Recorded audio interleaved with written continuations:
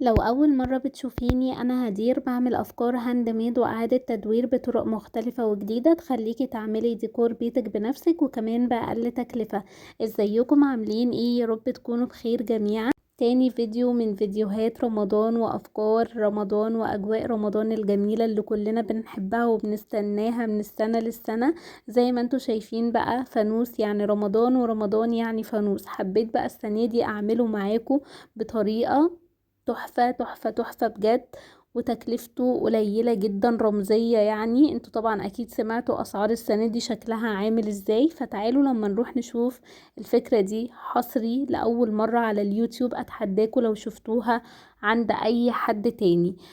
زي ما انتوا شايفين بقى يا بنات، عشان ما اطولش برضو، انا جبت العلب دي هتبقى بدايل للقوالب السيليكون. دي علبة جبنة بريزيدون كبيرة.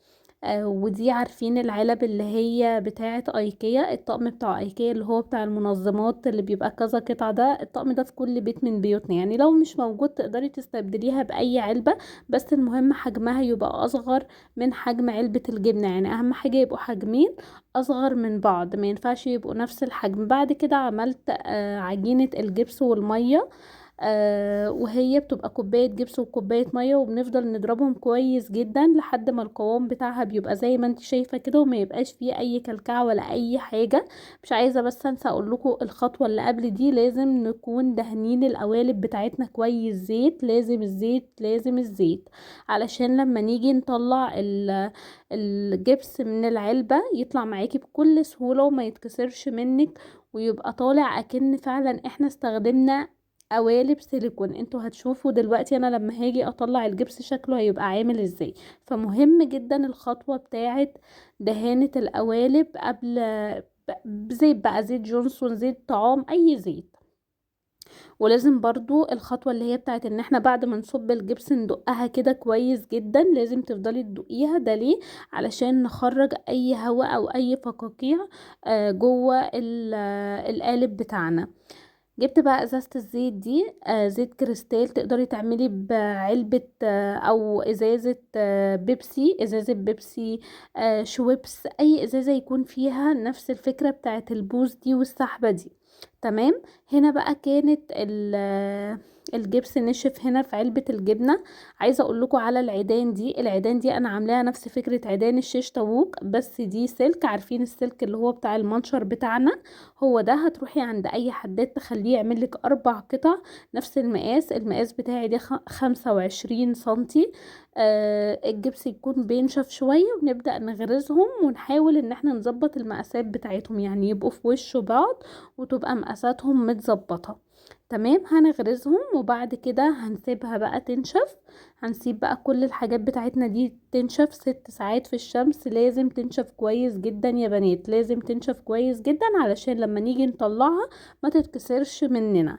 تمام. هنا كانوا نشفوا معايا، نشفوا بقى تماما. هبدأ اجي بقى اطلعهم من القوالب دي.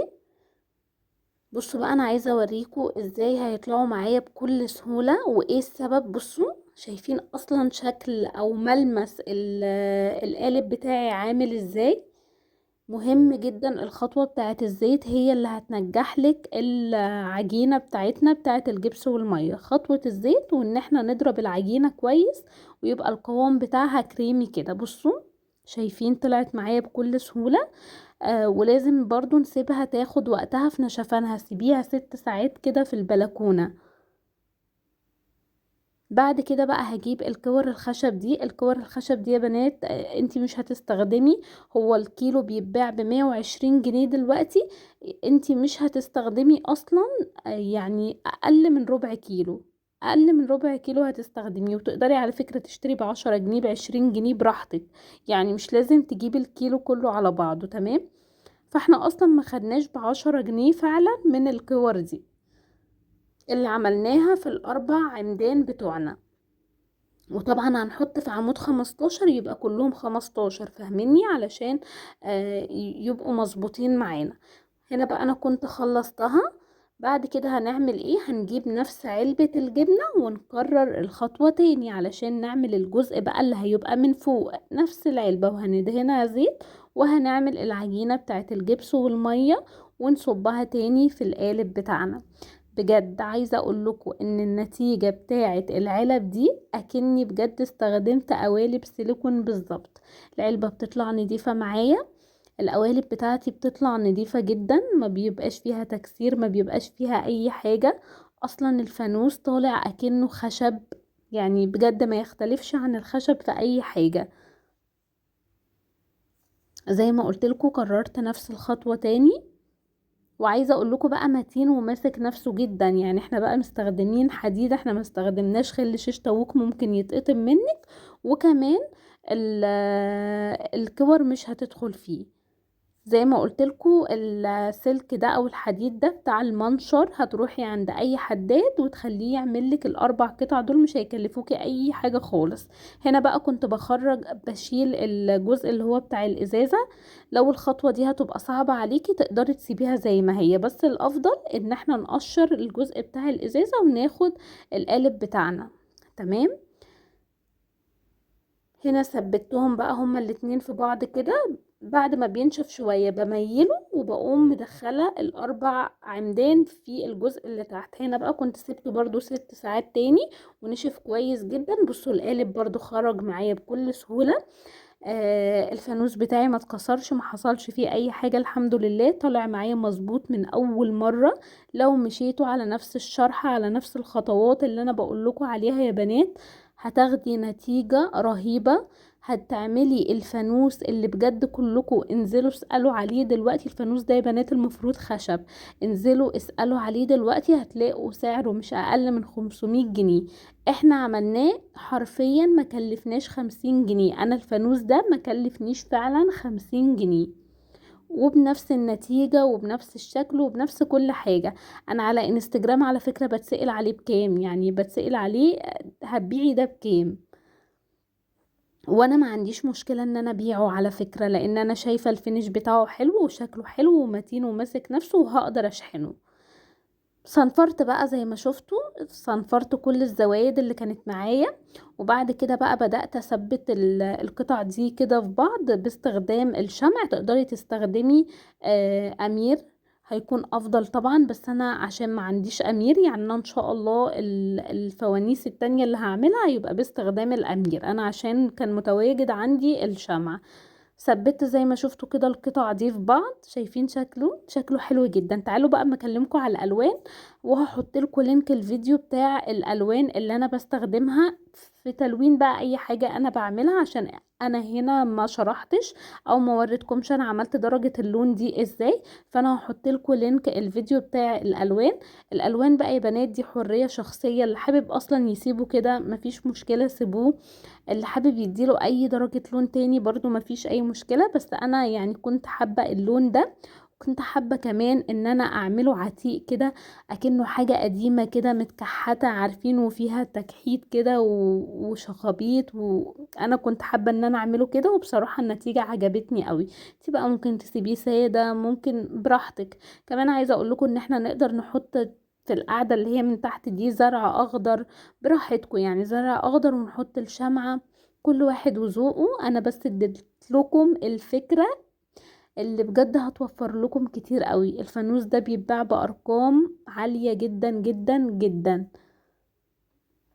انتي هتنزلي تجيبي خاماتك وهتعمليه مش هيكلفك اي حاجة. انا عايزة اقول لكم اصلا هو مش واخد ب5 جنيه جبس، انا ما استخدمتش في الفانوس ده ب5 جنيه جبس بجد. بصوا بقى انا هنا بالسبونشة اللي هي بتاعه الاطباق العادية خالص، بدأت بقى اعمل اللون بتاعي زي ما انتوا شايفين كده. والحتت بقى اللي هي دي اللي انا ما بقدرش اوصلها بالسبونشة هنعملها باي فرشة رفيعة. تمام. اهم حاجة قبل ما ندهن او نلون الفانوس لازم يكون الجبس مش مبلول خالص، ويكون ناشف كويس يا بنات. ركزوا معايا في كل النقط وفي كل الحاجات المهمة والتفاصيل المهمة اللي انا بقولها دي، عشان تاخدي نتيجة وتاخدي فينش حلو. تمام. يبقى ما ينفعش نحط الوان على الجبس غير لما يبقى ناشف كويس جدا.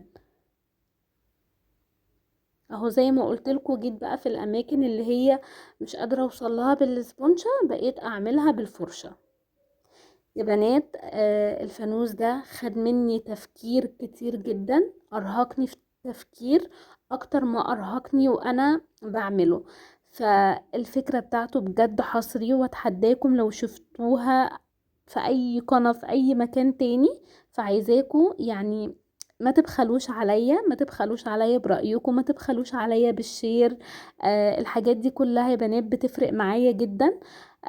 علشان فعلا السنة دي بالأخص أنا ببذل مجهود كبير جدا في شغل رمضان، عشان شغل رمضان نازل غالي قوي، وأنا عايزة أعمله لكم بتكلفة قليلة جدا. أنا مرضتش أعمل لكم أفكار بالخيوط عشان للأسف الخيوط أسعارها رفعت جامد، فبحاول على قد ما أقدر إن أنا اشوف لكم افكار تبقى شيك ومميزة، وبرضو بتتباع في السوق باسعار وبارقام عالية جدا، واحنا نعملها بحاجات رمزية. يعني زي ما بقول لكم هو ما كلفنيش اصلا 50 جنيه، وانتوا شايفين النتيجة بتاعته عاملة ازاي.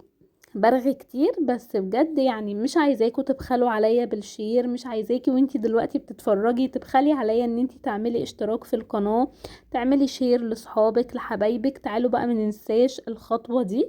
هنا انا كنت جبت شوية من دهان البلاستيك وحطيت عليهم شوية من النسكافيه. ليه حطيتي نسكافيه؟